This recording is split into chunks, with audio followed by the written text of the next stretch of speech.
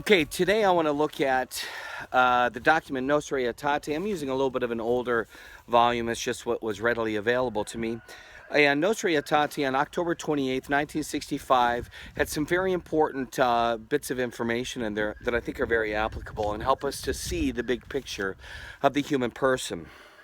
In this age of ours, when men are drawing more closely together and the bonds of friendship between different peoples are being strengthened, the church examines with greater care the relation which she has to non-Christian religions.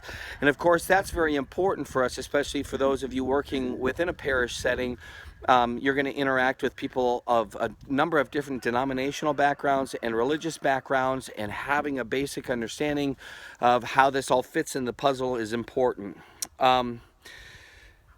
All men form but one community, and this is so because all stem from the one stock which God created to people the entire earth. And while some people might not enjoy kind of this perspective, we are part of a global community. We are connected one with the other, and we could easily say ultimately that we are family. And the way that we treat one another is very important. And certainly we would remember the words of Jesus with the golden rule, treating one another as we would like ourselves to be treated. In the background, the chicken's going to drive me crazy. I hope that it stops before this video is done.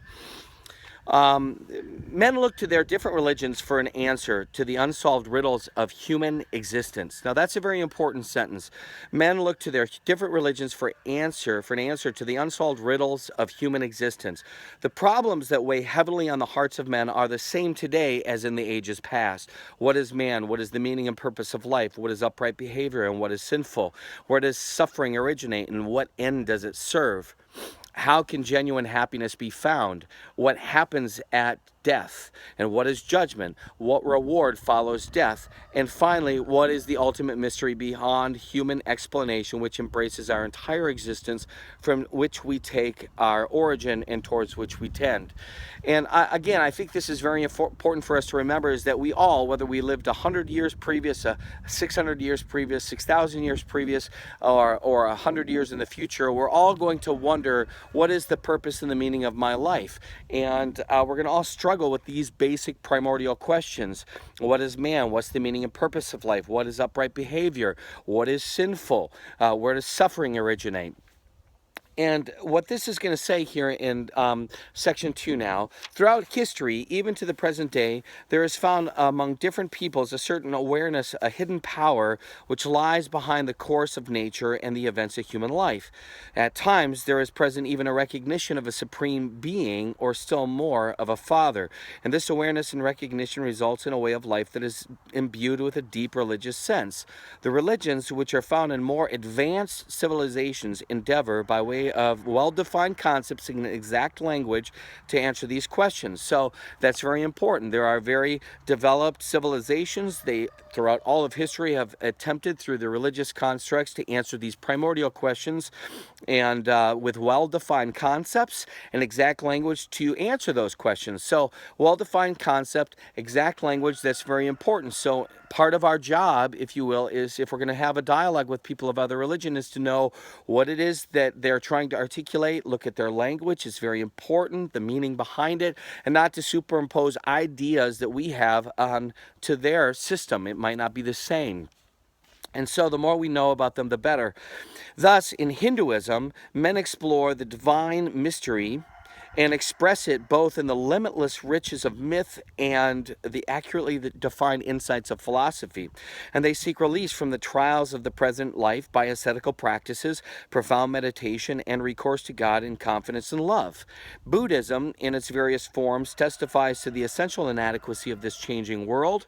It proposes a way of life by which men can, with confidence and trust, attain a state of perfect liberation and reach supreme illumination, either through their own efforts or by the aid of divine help. So too other religions which are found throughout the world attempt in their own way to calm the hearts of men by outlining a program of life covering doctrine, moral precepts, and sacred rites. And I've always loved that phrase, calm the hearts of men, by outlining a program of life covering doctrine, moral precepts, and sacred rites. So this well-defined language, these concepts that are very important, they are going to kind of find themselves settling into some very important specifics doctrinally, morally, like how do we live this out, and through sacred rites. So when you look at the human person and religions from previous ages until even now, they're going to have doctrinal basics, they're going to have moral precepts, and they're going to have sacred rites. This is not just for the advanced cultures, though. This is also for primitive cultures and primitive based religions, because even then, and while they might not be as articulated or well defined, they still have sacred rites, they certainly have moral precepts, and they certainly have doctrinal understandings about what it is that they're doing. So part of our job, again, is to jump in and to learn what we can, because the ultimate desire is to enter into a dialogue with people who are not like us. And when we care about someone enough to say, yeah, your belief is different than mine, but I want to know why you look at life the way you do, there's something about that recognition of them being made in God's image and likeness, our interest in them, that speaks a lot about who we are and who our God is ultimately. The Catholic Church, it says here, rejects nothing of what is true and holy in these religions. And I think that's very important. I think sometimes there can be an offensive or a defensive approach to how we deal with people of other religions. I think there's a fear sometimes that people have. What if I can see some good in those other religions? Then maybe people won't, be, hesitant to jump into them, or maybe if I give too much credence and credibility to that religion, a whole bunch of people are going to all of a sudden join it, and they're not going to embrace my understanding.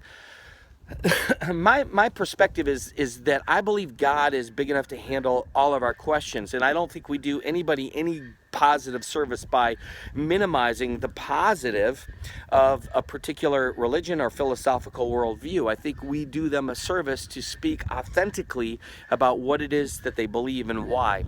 And ultimately, hopefully, our life as followers of Christ within the Catholic construct here, we're appealing. We're like that beautiful fragrance, and that somehow the way that we live would cause people to say, there's something about those Catholics that is very appealing. I want to be like that. So the Catholic Church rejects nothing of what is true and holy in these religions. She has a high regard for the manner of life and conduct, the precepts and doctrines, which, although differing in many ways from her own teaching, nevertheless often reflect a ray of that truth which enlightens all men. And I think that's a very important way to articulate it and to emphasize.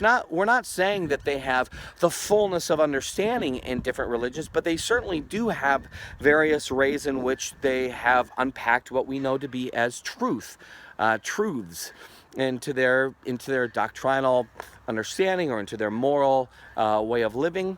And so we're gonna see those as positive and as good, and affirm that this is great. We believe the same thing. Here's a way that we have connected our doctrine with you.